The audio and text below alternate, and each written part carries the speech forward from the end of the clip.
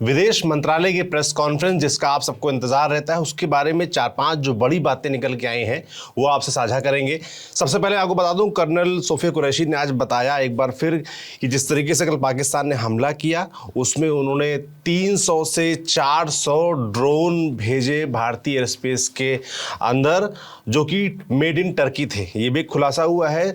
काफ़ी सारे इन जो ड्रोन्स हैं उनको नेस्तनाबूद किया गया और उनके मलबे की जांच की जा रही है। सर्विलांस करने का प्रयास पाकिस्तान की तरफ से किया गया, ये बताया गया। इसके अलावा जवाब में पाकिस्तान के अंदर 4 जगह अटैक किए हैं भारत ने, ये बात बताया गया इस प्रेस कॉन्फ्रेंस में। इसके अलावा जो सबसे बड़ी बात है वो चौंकाने वाली बात कि भारत के एयर स्पेस का आपने उल्लंघन किया, पाकिस्तान ने उल्लंघन किया, मगर अपने एयर स्पेस में जो नागरिक विमान हैं उनको उड़ने देने की छूट दे रखी थी। यानी कि उनको एक तरीके से ढाल बनाने का प्रयास किया गया ताकि भारत जवाबी हमला ना कर पाए। उनको पता है कि भारत कभी भी आम लोगों पर, नागरिकों पर, सिविलियंस पर हमला नहीं करेगा, तो उनको ढाल बनाकर प्रयास किया गया।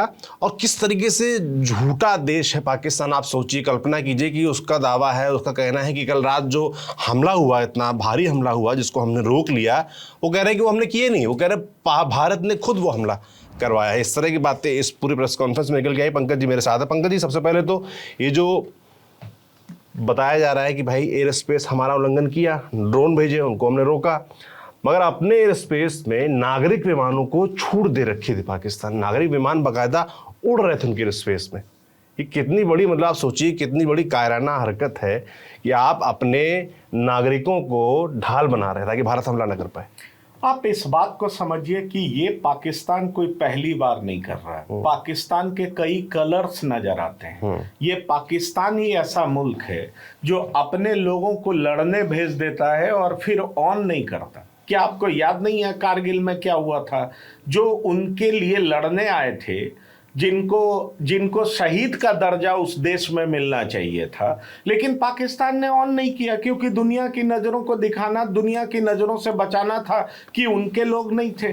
तो पाकिस्तान का ये डबल स्टैंडर्ड हमेशा से दिखता है। और सबसे बड़ी बात यह है कि पाकिस्तान ड्रोन भेज रहा है, पाकिस्तान SUV भेज रहा है, तुर्की ने उसको मदद किया, खुल करके मदद किया। और जब आप इस तरह की लड़ाई लड़ रहे होते हैं तो आप अपना एयर स्पेस तो बंद करते हैं ना। अब देखिए, पब्लिक एयर स्पेस खुला हुआ है, फ्लाइट उड़ रहा है और बाकायदा इंडियन फॉरेन मिनिस्ट्री ने इसका प्रूफ दिया है कि दमदम से उड़ने वाला फ्लाइट जो है कहां पहुंचा है। अब सवाल ये होता है कि भारत अगर रिटेलिएटरी एक्शन में आता उसी समय, तो हो सकता था कि ये जो कॉमर्शियल फ्लाइट जिसमें लोग ट्रैवल करते हैं वो हताहत हो सकते थे, उस फ्लाइट को नुकसान हो सकता था। और पाकिस्तान उसी चालाकी में था कि पूरी दुनिया में वो रोता, वो कहता कि देखिए कैसे भारत ने हमारे कमर्शियल फ्लाइट्स को टारगेट किया है जिसमें सिविलियंस चल रहे हैं। आप सोचिए। तो सवाल यह है कि जब आप पब्लिक स्पेस को बंद नहीं करते और पब्लिक ट्रांसपोर्ट की तरह लोग हवाई जहाज इस्तेमाल कर रहे हैं, हवाई जहाज में लोग ट्रैवल कर रहे हैं, आपके अपने देश के कई नागरिक होंगे, और उसको आप बंद नहीं करते, उसको आप ढाल बनाते हैं। ढाल इसलिए बनाते हैं क्योंकि आपने अटैक किया, आपने ड्रोन भेजा, आपका एयर में क्या तैयारी है एयरफोर्स की आप वो पता करना चाहते थे, आप 36 जगह से घुसपैठ करना चाहते थे, और आपको लग रहा था कि इंडिया कोई रिएक्शन ना दे, इसलिए आपने पब्लिक एयर स्पेस बंद नहीं किया। इतना अपने नागरिकों के साथ इस तरह का व्यवहार पाकिस्तान ही कर सकता है। बिल्कुल। आप सोचिए, बलूचिस्तान के लोग जश्न मना रहे हैं। ये कैसे संभव हो सकता है? ये तभी संभव हो सकता है जब पूरे स्टेट के साथ आपका रवैया बिल्कुल डिस्क्रिमिनेटरी हो। तो इसलिए बलूचिस्तान में, सिंध में, POK में लोग दिवाली मना रहे हैं कि इंडिया ने आक्रमण किया, लोग बड़े खुश हैं। ऐसे में सवाल उठता है कि बलूचिस्तान जो आपका हिस्सा है, आपने उसके साथ व्यवहार क्या किया है और कितने सालों से आपने व्यवहार किया, धोखे से उसको मिला लिया। तो यही इंडियन फॉरेन मिनिस्ट्री के तरफ से ये बात बिल्कुल साफ तरीके से, साफ गोई से रखा जा रहा था कि किस तरह का पाकिस्तान का डबल स्टैंडर्ड एक्सपोज्ड हुआ है। इंडिया ने काफी तरीके से जिम्मेदार तरीके से इंडिया ने जवाब दिया है, उनके तमाम एक्शंस को जवाब दिया है, लेकिन पाकिस्तान अपने ही नागरिकों की जान को किस तरीके से खतरे में रखा था झूठा प्रोपेगेंडा फैलाने के लिए, ताकि भारत को पूरी दुनिया में बदनाम कर सके। बिल्कुल साफ तौर पर शायद आपको सौरभ नजर आया होगा कि कल जिस तरीके के बयान आ रहे थे, शुरू में पाकिस्तान डिसऑन कर रहा था कि हमारा ड्रोन है ही नहीं, हमारा ये है ही नहीं, क्योंकि उनको लग रहा था कुछ बोलते रहो, पर जब आप झूठ बोलते हो तो उसमें तारतम्यता नहीं होती। आप कोई कुछ बोलेगा, कोई कुछ बोलेगा, और उसमें आप सीधे पकड़े जाते हो, और इसीलिए धीरे धीरे पाकिस्तान पूरी दुनिया में एक्सपोज हो गया। और कल की जो घटना है, कल देर रात की जो घटना है, उसका सिलसिलेवार तरीके से इंडियन फॉरेन मिनिस्ट्री ने, बहुत ही MEA ने बड़े ही साफ तरीके से हर बात को रखा, और वो भी प्रूफ के साथ रखा। बिल्कुल साफ तौर पर कहा कि हमारा जो जवाब था बहुत ही संयमित था, जो जवाब जरूरी था वो दिया गया, 4 जगह अटैक किया गया, इस तरह की बात कही गई। विंग कमांडर व्योमिका सिंह भी इस प्रेस कॉन्फ्रेंस में मौजूद थे। उन्होंने बताया कि जो बॉर्डर पर क्रॉस बॉर्डर फायरिंग हो रही, सीज फायर का वायलेशन लगातार पाकिस्तान की तरफ से किया जा रहा है, उसमें हमारे भारत के कुछ जवान भी घायल हुए हैं, हम उनके स्वस्थ होने की कामना करते हैं। इसके अलावा ये भी बताया गया कि उनका एयर स्पेस खुला हुआ था, और भारत ने एहतियातन पूरा पंजाब रीजन का जो भी बॉर्डर के इलाके हैं देखेंगे, वहाँ भारत ने अपना एयर स्पेस पूरी तरीके से बंद कर रखा था। इसके बाद विदेश सचिव विक्रम मिस्री सामने आते हैं और वो तमाम चीज़ें बताते हैं किस तरीके से प्रोपेगेंडा पाकिस्तान लगातार फैला रहा है। जो पंकज अभी बोल रहे थे वो बात विक्रम मिस्री ने भी बोली कि पाकिस्तान तो इतना झूठा देश है, वैसा देश है कि उसने डिसोन कर दिया। कल जो रात में इतना भयानक हमला हुआ, 36 जगहों पर टारगेट सेट करने का प्रयास किया गया, 300-400 ड्रोन भेजे गए और तमाम हथियारों का उपयोग हुआ, उसको लेकर वो कह रहे हैं कि हमने किया ही नहीं है। वो कह रहे हैं कि भारत खुद इसको करवा सकता है। इसके अलावा वो ननकाना साहिब जो है गुरुद्वारा है, उसके बारे में कह रहे हैं कि भारत की तरफ से ड्रोन अटैक किया गया, पाकिस्तान ये दावा कर रहा है। तो इस तरीके से प्रोपेगेंडा फैला रहे हैं। विक्रम मिस्री ने इस तरह की बात यहाँ पर प्रेस कॉन्फ्रेंस में देखिए, यही तो बात है कि पुंछ के गुरुद्वारे पे पाकिस्तान हमलों में कुछ लोगों की मौत हुई जी। सवाल ये उठता है कि पाकिस्तान ने ऐसा काम किया, लेकिन अपनी हरकतों और आक्रमणों को वो मानने से इनकार कर रहा है जी। अब बात ये है कि वो उल्टा इंडिया पे थोप रहा है कि इंडिया ही अपने लोगों को मार रहा है, इंडिया ही अपने लोगों के साथ इस तरीके से व्यवहार कर रहा है जी। पाकिस्तान ने ननकाना साहब पर भी ड्रोन हमला किया और कोशिश कर रहा है कि इसको एक धार्मिक रंग दिया जाए, और धार्मिक रंग देने की वजह यह है कि वो ये बता सके कि भाई कुछ सिख मेंबर्स की मौत हुई है और इंडिया ऐसा कर रहा है, लेकिन ये तो पाकिस्तान कर रहा है और पाकिस्तान अपने ही शहरों पर हमला कर रहा है। पाकिस्तान ननकाना साहब पर हमला कर रहा है और इंडिया पे ये आरोप लगाने का प्रयास कर रहा है कि इंडियन मिलिट्री अपने ही शहरों पर हमला कर रही है। तो दरअसल देखिए, पाकिस्तान का एक तो ठीक है वो सामने से लड़ रहा है, दूसरा उसका मंशा ये है कि पाकिस्तान के इंडिया के अंदर जो अलग अलग धर्म मानने वाले लोग रहते हैं उनके बीच में विभेद पैदा किया जाए।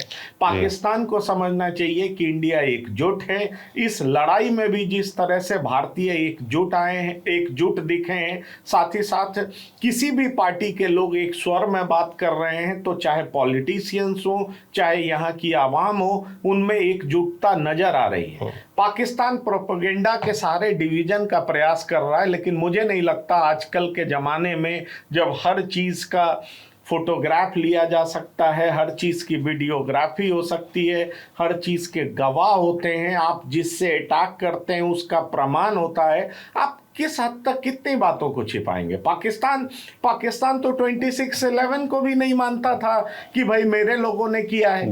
कसाब जब पकड़ा गया, जब उसका घर कहां पर है, मीडिया पहुंच गई, उसके फादर से बात हो गई, उसके बाद भी पाकिस्तान डिसऑन करता रहा। ये तो कसाब पकड़ा गया, उसके बाद कोलमैन, हेडली, तहब्बुर राना, इन सब का नाम सामने आया, फिर लश्कर के कैंप में इन लोगों की तैयारी कैसे हुई थी, ये सारी बातें सामने आई। अमेरिका ने एक्ट किया, इन दोनों को पकड़ा, फिर कैसे राणा इंडिया आया था, इंडिया में कहाँ कहाँ घूमा था, उसने किस तरीके से स्लीपर सेल्स तैयार किए थे, ये सारी बातें ऑन रिकॉर्ड है। लेकिन पाकिस्तान ने तो नहीं माना। पाकिस्तान को जब एविडेंस दिया गया तो पाकिस्तान ने सिरे से खारिज कर दिया।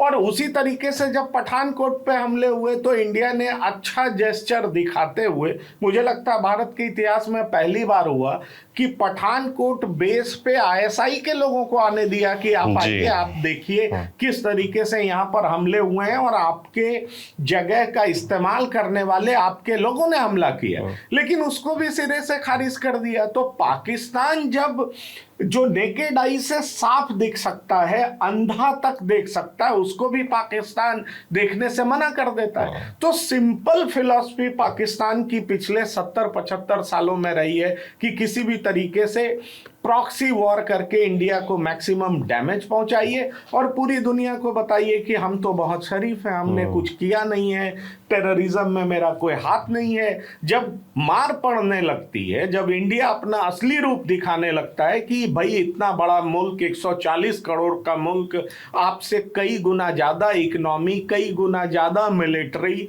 इतना ताकतवर देश, और जब ये अपने स्वरूप में आता है, क्योंकि हम ये देश तो शांति प्रिय है, इसका किसी से कोई झगड़ा झंझट होता नहीं है, लेकिन जब ये अपने रूप में आता है तो फिर पाकिस्तान रोने लगता है कि इसका निष्पक्ष जांच कराया जाना चाहिए।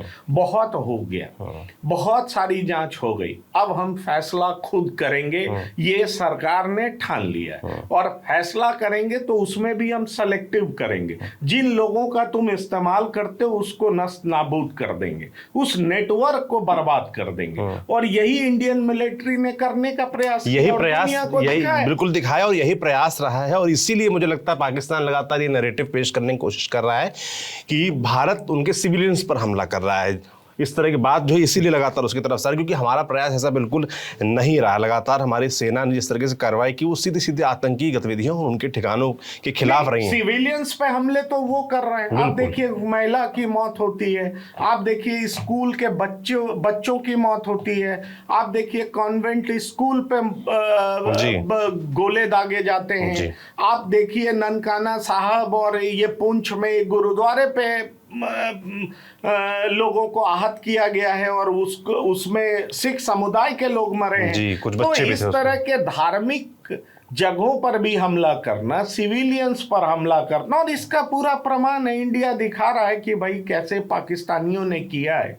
तो सवाल यह है कि पाकिस्तान ये कोई पहली बार नहीं कर रहा है, पाकिस्तान की ये आदत है।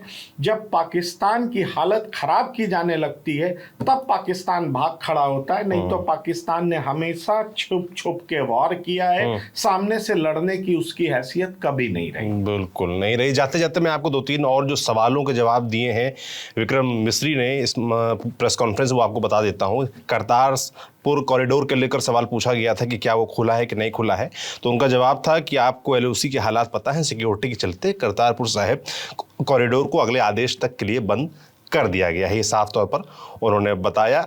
इसके अलावा पाकिस्तान को जो बेल आउट पैकेज मिलने वाला है आईएमएफ की तरफ से, उसको लेकर भी विक्रम मिस्री ने साफ तौर पर कहा कि आईएमएफ की मीटिंग हो रही है, वहाँ हम अपना पक्ष रखेंगे, दूसरे मेंबर्स को बताएंगे, बाकी निर्णय जो होगा उसको देखा जाएगा। तो उसको लेकर भी लगातार आप देखिए भारत की तरफ से कार्रवाई करने का प्रयास रहेगा कि पाकिस्तान को ये $1.3 बिलियन का जो पे आउट मिलने वाला है, बेल आउट मिलने वाला है, वो उनको कतई ना मिले।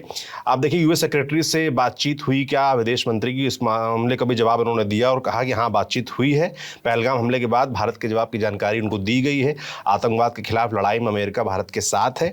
भारत ने अपनी तरफ से तनाव बढ़ाने वाला कोई काम नहीं किया है। यूके के फॉरेन सेक्रेटरी से भी बात हुई, इसमें कहा गया है कि आतंकवाद के खिलाफ जीरो टॉलरेंस नीति ही रहेगी। तो ये कुल मिलाकर पूरी प्रेस कॉन्फ्रेंस जो आज की हुई उसका मजमून था। क्या कार्रवाई की गई, क्या पाकिस्तान की तरफ से हिमाकत की गई, उसको कैसे नष्ट किया गया, पूरा ब्यौरा हमने आपको मोटा मोटी जो प्रेस कॉन्फ्रेंस में था वो बताने का प्रयास किया और उसके मायने क्या थे पंकज जी ने आपको समझाने का प्रयास किया। लगातार जो अपडेट्स आ रहे हैं आप तक हम यूँ पहुँचाते रहेंगे। आप देखते रहिए TV9 डिजिटल। शुक्रिया।